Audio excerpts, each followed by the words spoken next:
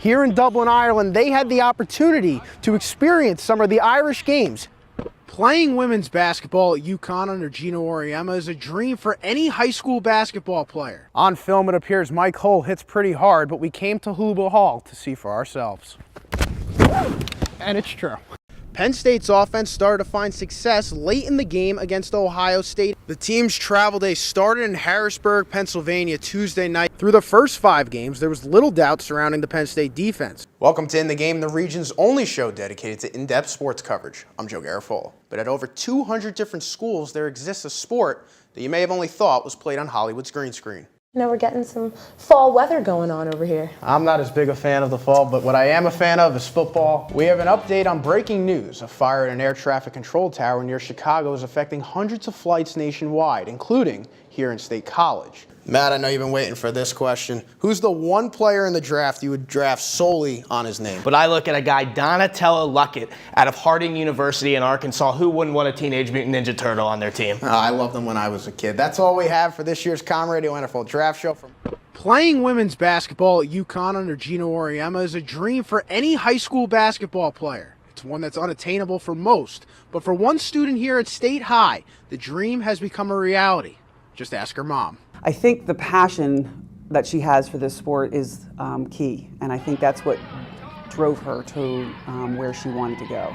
That passion for the game developed in 4th grade when Kyla Irwin knew she wanted to play for UConn and eventually pursue a career in the WNBA. I don't think I have a least favorite thing or a favorite thing. There's nothing I don't love. Everything. Growing up in a basketball family, Irwin had a strong role model, her mom. Bethany Irwin played college basketball at Penn State and is now the coach at State High, where she is both parent and teacher for Kyla. Her court awareness, and she just doesn't know her position. She knows everybody's position, and she'll know where everybody's supposed to be, how the play is developed, what are we supposed to be looking for in that play, rotation of defenses, and her communication is just above and beyond. As great of a player as Bethany was, she knows her daughter maybe even better. She's so much more advanced with her ball handling skills and her range in comparison to what I was in high school. But Kyla knows she has room to improve. The game's completely different at the collegiate level, so I know I want to just foot speed and even just getting my shot off quicker. You know, I think everything I want to make sure I get better at. Despite that, Bethany thinks her daughter's basketball IQ is off the charts, and she's got a story to prove it. We would call a timeout, and she'd come over and she's like, "Mom, if we do this," you know, I said, "Yeah, I think we can do it." And then we had to call another timeout to explain to everybody else. So just for her understanding the game so much is a plus, having her on the floor. Her knowledge of the game and ability are what earned her the offer from UConn, an opportunity she had always hoped for. I was like, oh my gosh, like, is this real? You know, it was just really exciting, and you just never really think of it, and then whenever it finally happens, you just can't stop smiling. Last season as a sophomore, Kyla averaged just under 20 points per game. When I asked her how she would describe her game to those who haven't seen her, she said passionate and enthusiastic. Back to you in the studio. Originally undecided in major, Uriah quickly found a way to continue his love for sports as a career. I came into Penn State undecided. I came in the DUS, the Division of Undergraduate Studies. So I went to an advisor, I talked about my interests, and I ended up with econ and CAS, and she said, you should think about law school.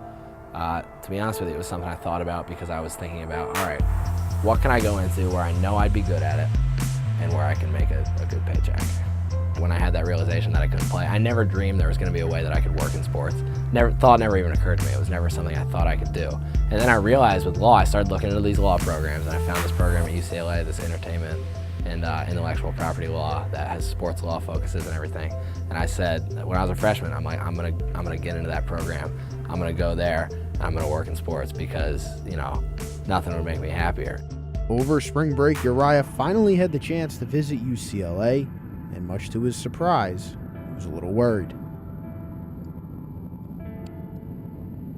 Well, it really was. I was really anxious, and I told my mom before the trip, before we got on the flight at JFK to fly out there, and then the morning that we were about to go to UCLA for the whole admitted students reception, I told her I am really nervous because I've had my sights set on this school for 3 years now. What if we go and I just don't like it?